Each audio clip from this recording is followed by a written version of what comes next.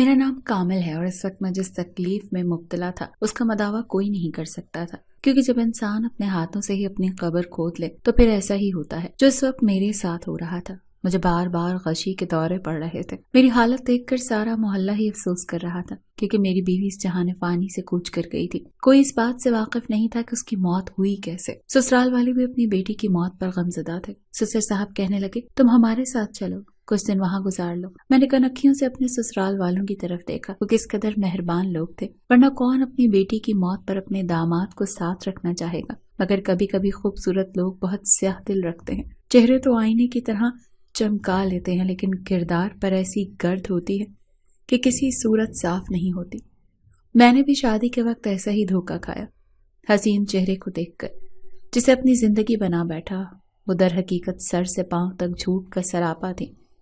ماں باپ تو بہت عرصہ پہلے فوت ہو گئے تھے، اب میری بیوی بھی یوں اچانک مجھے چھوڑ کر جا چکی تھی۔ میری حالت دیکھ کر ہر آنکھ اشک بار تھی۔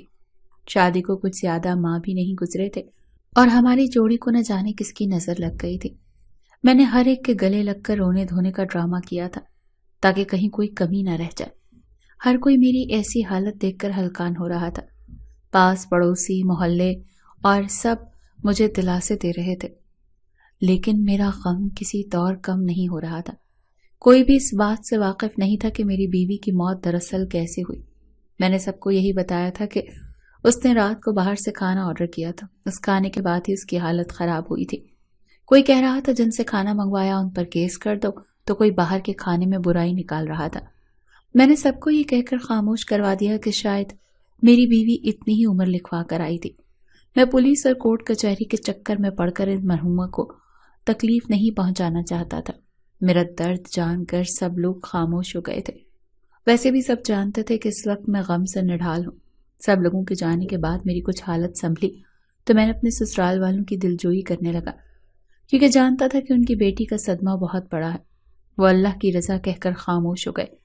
میں اپنے سسر کے گلے لگ گیا اور کہا، زہرا کے بغیر تو میرا گزارا ہی نہیں تھا۔ میں اس کی یادوں میں ہی مر جاؤں گا۔ میں اپنے گھر کو چھوڑ کر کیسے کہیں جاؤں؟ یہاں تو زہرا کی یادیں بستی ہیں، میں اپنا گھر نہیں چھوڑ سکتا۔ میرے سسر کی آنکھوں میں آنسو آ گئے اور کہنے لگے، میری بھی کچھ ایسی ہی حالت ہے بیٹا، لیکن کیا کریں، یہ دنیا ہے۔ جوان بیٹی کو کھونے کا غم کیا ہوتا ہے یہ تم نہیں سمجھ پاؤ گے۔ وہ مجھے دلاسے دے کر واپس لوٹ گئے اور میں خاموشی سے صحن میں کرسی لے کر بیٹھ گیا۔ کبھی نیلے آسمان کو دیکھتا تو کبھی فرش پر چلتے کیڑوں کو دیکھتا جو لوگوں کے کھانا کھانے کے بعد اب بچی کچی چیزوں پر اپنا حق جما رہے تھے۔ سانپ بھی مر گیا اور لاٹھی بھی نہیں ٹوٹی۔ میں کامیابی سے اپنی اسکیم پر عمل پیرا تھا، کسی کو مجھ پر شک نہیں ہوا۔ بڑی آسانی سے میں نے ایک ہمدردی بھی حاصل کر لی اور میری بیوی سے بھی میری جان چھوٹ گئی تھی۔ آخر میں کب تک اس کے ساتھ اپنی زندگی برباد کرتا؟ بدبخت کہیں گی، خود تو دنیا سے گئی، میرے لیے بھی مصیبت کھڑی کر گئی تھی۔ مجھے تو اس کی خوبصورت شکل سے ہی کوفت ہونے لگی تھی۔ میں نے کیا سوچ کر اس سے شادی کی اور وہ کیا نکلی؟ آخر کسی نہ کسی طرح تو مجھے اس سے شادی سے نکلنا ہی تھا، اور یہی آسان طریقہ تھا کہ میں اس کو خاموشی سے دوسرے جہان پہنچا دوں۔ میں چاہتا تو اسے چھوڑ بھی سکتا تھا، لیکن اس طرح مجھ پر الزام آ جاتا۔ میں نے جان بوجھ کر اسے کھانے میں زہر ملا دیا تھا تاکہ میری اس سے ہمیشہ کے لیے جان چھوٹ جائے۔ میں شاید کبھی بھی زہرا کے ساتھ ایسا نہ کرتا اگر مجھے اس بات پر یقین نہ ہوتا کہ اس کی بہن سائرہ بھی مجھے پسند کرتی ہے۔ جب سے میں نے سائرہ کے رویے میں اپنے لیے لچک اور جذبات محسوس کیے تھے، اس دن میں نے یہ فیصلہ کر لیا تھا کہ اب میں مزید زہرا جیسی لڑکی کے ساتھ رہنے کے بجائے سائرہ کو حاصل کروں گا۔ مجھے زہرا کا رہن سہن، اٹھنا بیٹھنا اور خاص طور پر اس کی لڑکوں سے دوستی بالکل پسند نہیں تھی۔ اس کا ٹائٹ جینز پہن کر گھومنا میرے لیے شرمندگی کا باعث بنتا تھا۔ کبھی کبھی تو لگتا تھا کہ وہ جان بوجھ کر مجھے تنگ کرنے کے لیے ایسی حرکتیں کرتی ہے۔ اسے میری زندگی میں شامل ہوئے 4 مہینے ہو گئے تھے اور ان 4 مہینوں میں اس سے پوری طرح بدزن ہو گیا تھا۔ میری اچھی خاصی زندگی برباد ہو گئی تھی۔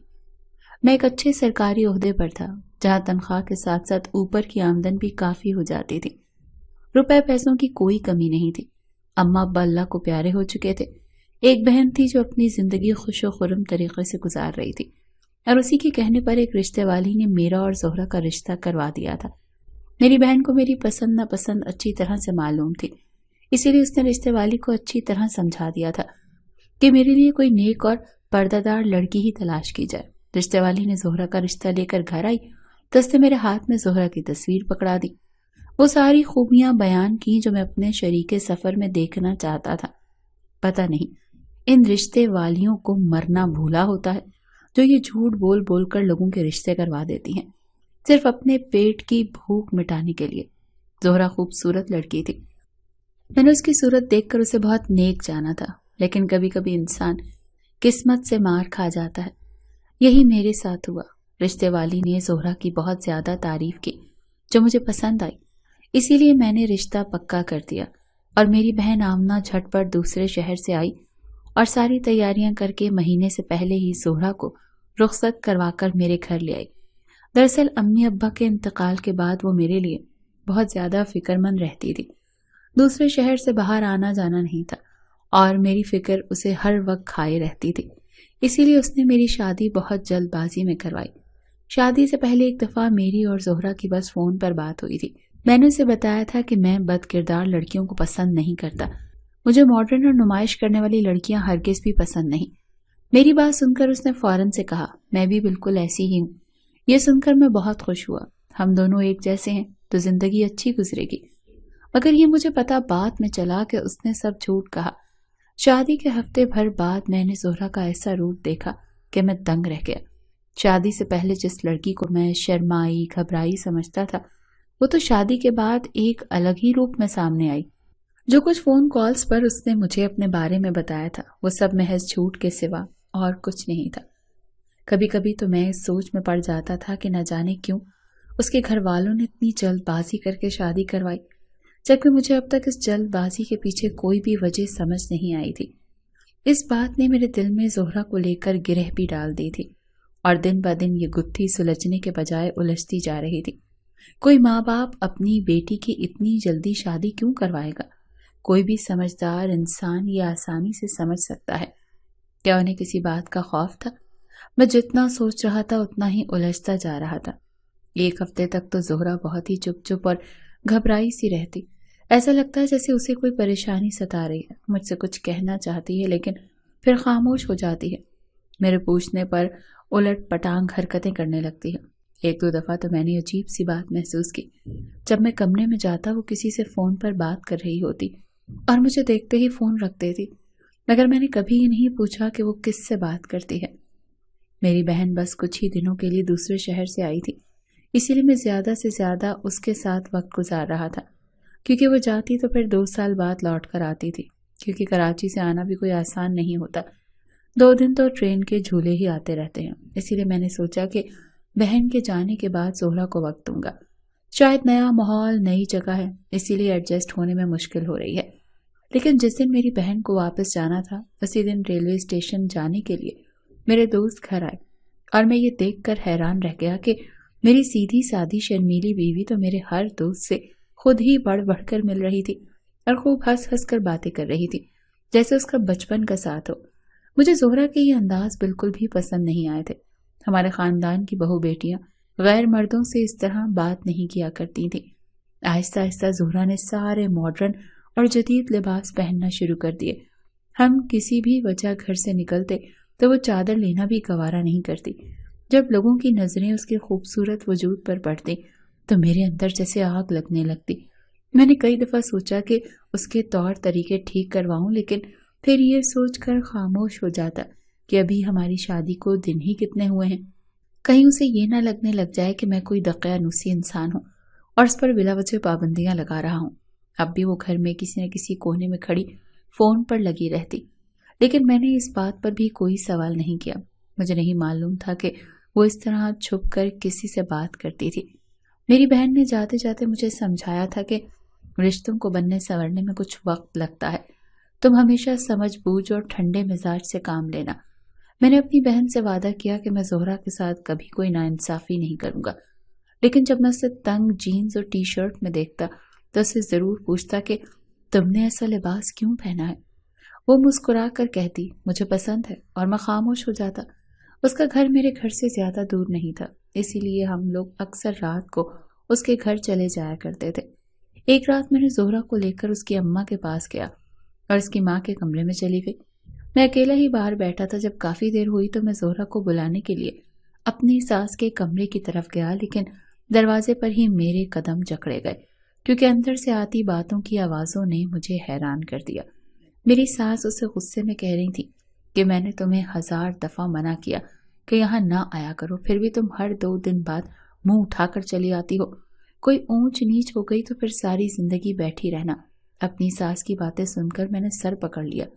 یہ کیسی ماں تھی جو اپنی ہی بیٹی کو گھر آنے کے لیے منع کر رہی تھی، جبکہ میں اپنی خوشی سے اسے ملوانے کے لیے لاتا تھا؟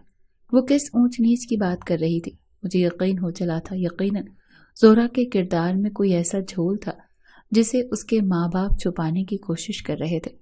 میں خاموشی سے واپس اپنی جگہ آ کر بیٹھ گیا اور ایسا ظاہر کیا کہ میں نے ان کی کوئی بات نہیں سنی۔ میری بیوی کی بہن سائرہ سر پر دوپٹہ ڈالے میرے لیے چائے لے کر آئی۔ مجھے دیکھ کر مسکرا کر کہنے لگی، کامل آپ اکیلے بیٹھے ہیں، زہرہ کہاں ہے؟ میں نے اسے بتایا کہ زہرہ ماں کے کمرے میں ہے تو وہ خاموش ہو گئی اور میرے سامنے بیٹھ کر انگلیاں چٹ کھانے لگی۔ اس کے چہرے پر بلا کی معصومیت تھی اور پھر وہ کہنے لگی، آپ زہرہ کا خیال رکھا کریں، وہ آپ کی ہم مزاج تو نہیں، لیکن اماں ابا اس کی طرف سے بہت فکر مند رہتے ہیں۔ وہ ذرا شروع ہی سے تھوڑی سی آزاد خیال اور بگڑی طبیعت کی مالک ہے۔ اب دیکھیے نا، ہمیں کتنی جلد بازی میں اس کی شادی کرنی پڑی۔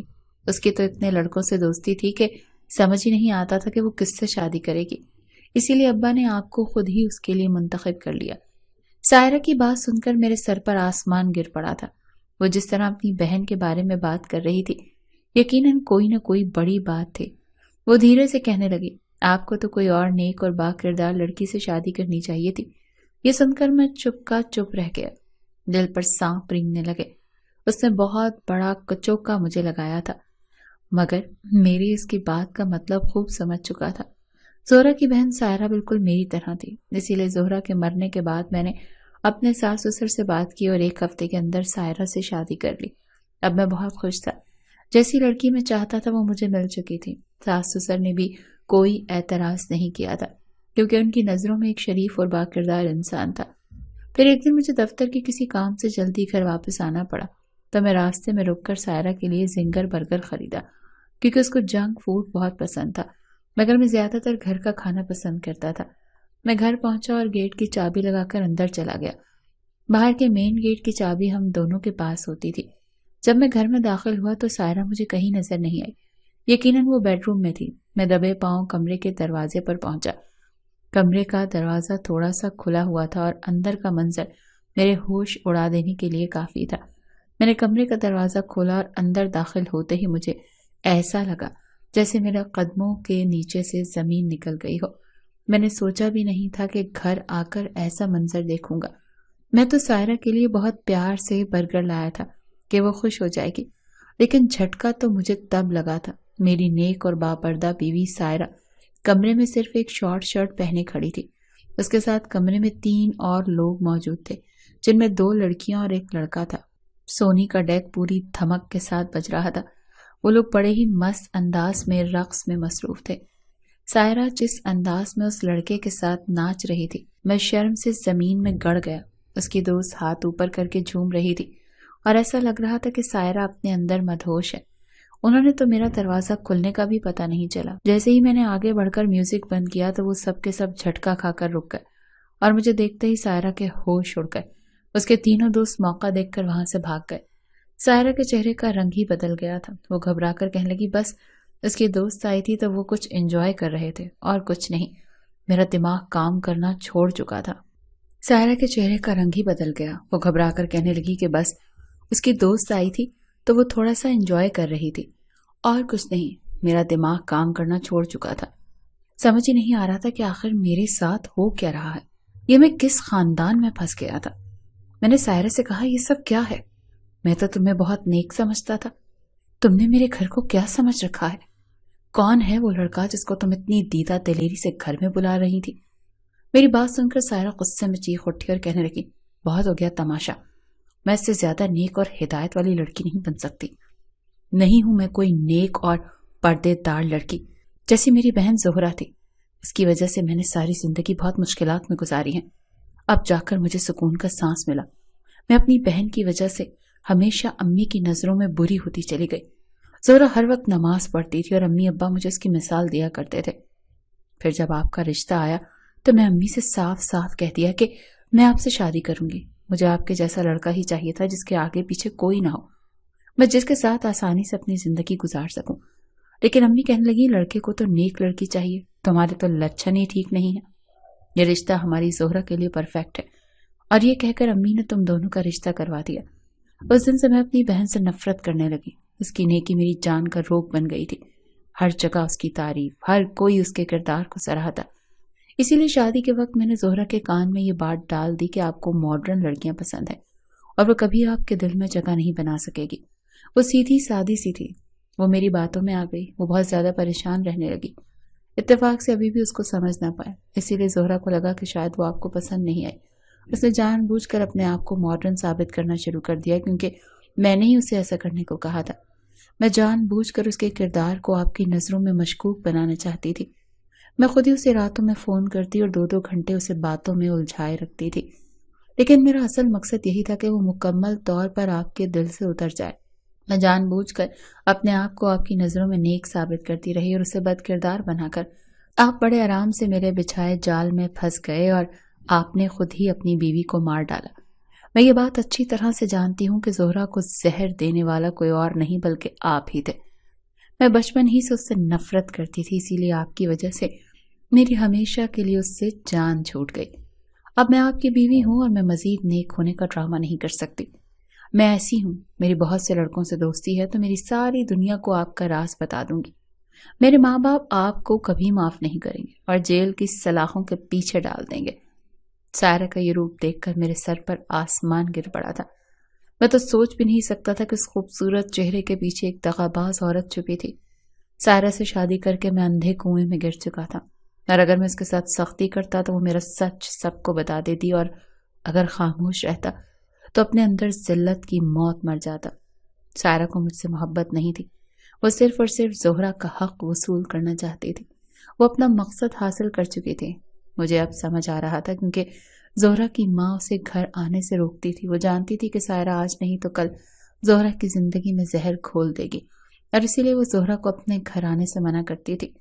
ان کی لاکھ احتیاط کے باوجود بھی اپنے مقصد میں کامیاب ہو گئی تھی, اور ایسا اس لیے ہوا کیونکہ کہیں نہ کہیں میرے بھی قدم ڈگمگا گئے تھے. حقیقت یہی تھی کہ میں نے اس پر اعتبار کرنے کے بجائے شک کیا تھا. پھر آئے روز ایسا ہی ہونے لگا. گھر آتا تو سائرہ کے کمرے سے ہلے گلے کی آوازیں آ رہی ہوتی تھی. گھر کے باہر ایک سے ایک قیمتی گاڑی کھڑی ہوتی تھی کیونکہ اب سائرہ کو کھلی چھوٹ مل گئی تھی. سب کچھ روز اپنی آنکھوں کے سامنے دیکھتا تو ابلنے لگتا.